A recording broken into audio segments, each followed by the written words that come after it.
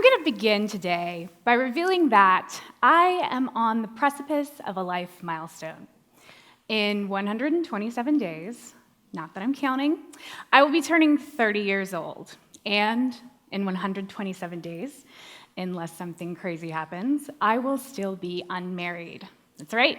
I am 30 and single and female.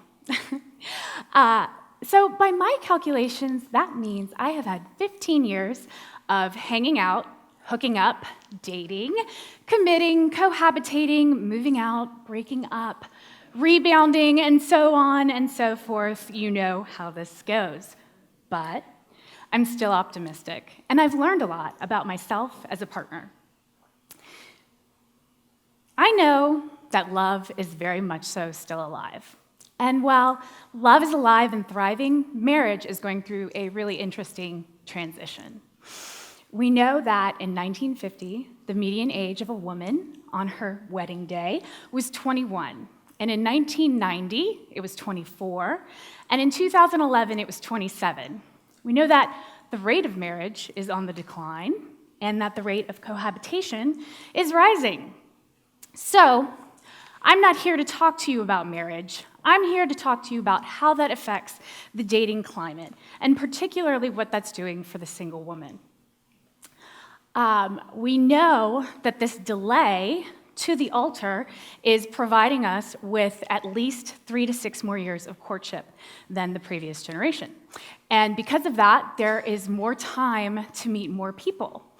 Also, the rise of digital and mobile dating has meant that we have the ability to connect with a broader spectrum of singles.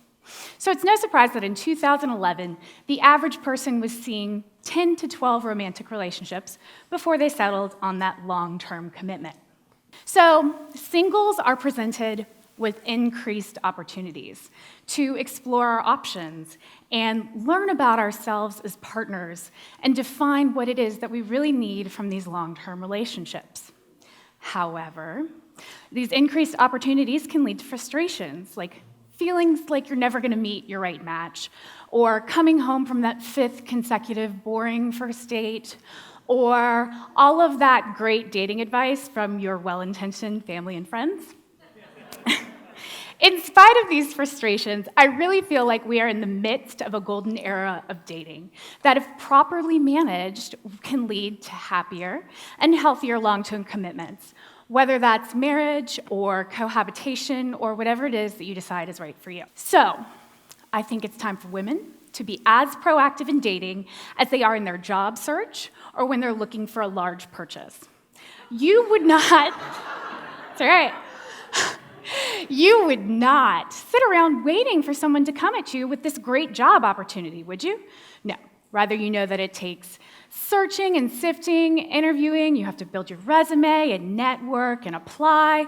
And the same can be said for dating. If we're proactive in our approach, we're going to have more successful results.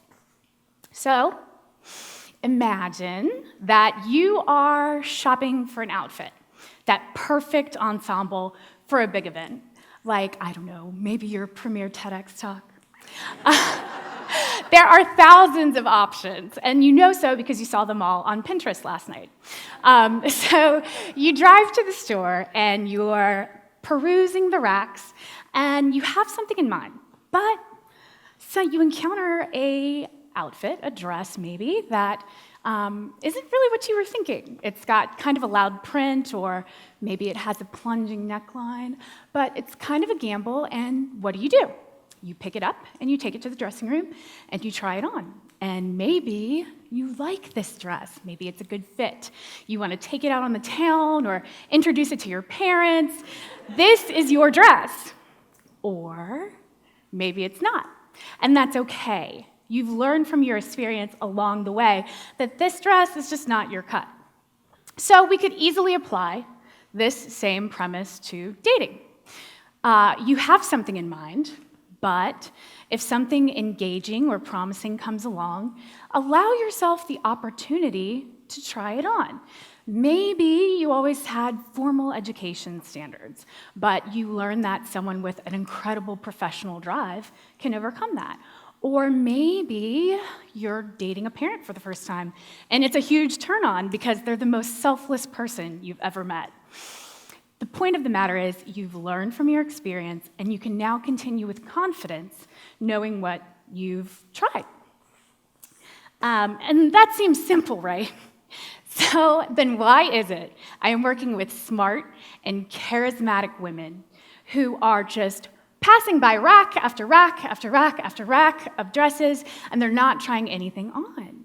And when these women come to me, I ask them, well, what are you doing to date? And they say, oh, I have a Match.com subscription, and I log in occasionally and ignore the messages in my inbox because they're not from anybody that I really like. And when they're searching, they have this laundry list of things that they're looking for. They want a PhD, or someone who's 6'3", or someone who looks impeccable in all 15 of their photos. And this phenomenon is referred to as relation shopping. It's been exacerbated by the likes of OkCupid and Match.com, and we need to remember that these are profiles. They're not actual people. We need to give people a chance. On the other hand, maybe you're the kind of woman who just doesn't know what she wants, and she's picking up dresses and skirts and skinny jeans and sweaters, and she's halfway zipped into a dress that's 2 sizes too big, but it's on sale, so it's okay. And she's marching back into the store, and she's gonna pick up more things of what she doesn't even know. Step away from the racks. It's time to sit back and evaluate what has worked for you and develop some guidelines. That's okay. Don't be scared to develop guidelines.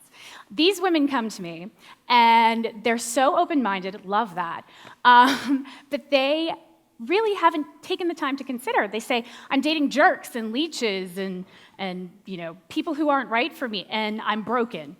No, we just need to sit back and figure out what's going to work with you. So, when we date proactively, for fun, and with purpose, that is how we successfully navigate the vast sea of singles. Step outside of your checklist, maybe try on an outlier, and you're going to learn a lot about yourself that way. Spend some time in the dressing room. Whether you are 30 and unmarried, or you're 45 and you're getting out of that 20-year union, you owe it to yourself to embrace all the positive and negative experiences that singlehood is going to lend you. Yes, the pool of singles is large, and yes, you may have a longer dash to the finish line, but you are not broken, you are not a trollop, and these are not failures. Rather, these are the guiding experiences that are going to lend you the ability to be the more competent and confident partner, and just like the skills that got you that job or that dress that you love. Thank you.